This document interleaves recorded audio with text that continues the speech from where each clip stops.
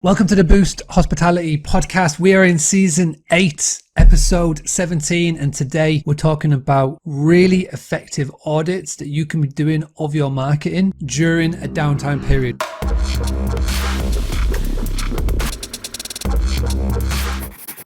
We go through 8 different parts of your marketing to look at, including Google search, including your website, including your social media, your listing sites, Google business listing, Google Analytics, plus many more.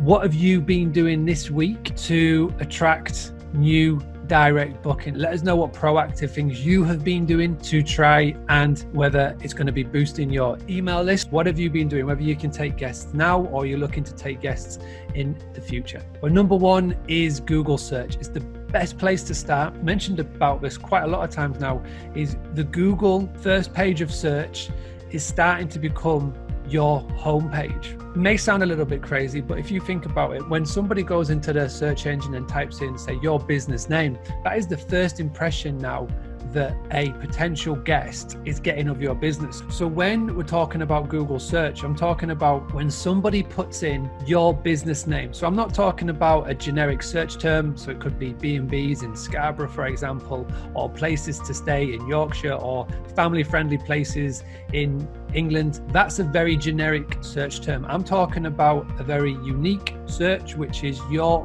business name. If you want to get more people searching on Google and seeing you higher in that map, one of the easiest ways of doing this would be to get people to leave more reviews on your Google business listing, and then just simply making sure that you respond to those reviews. The more active and the more content your Google business listing has is when people are doing that search,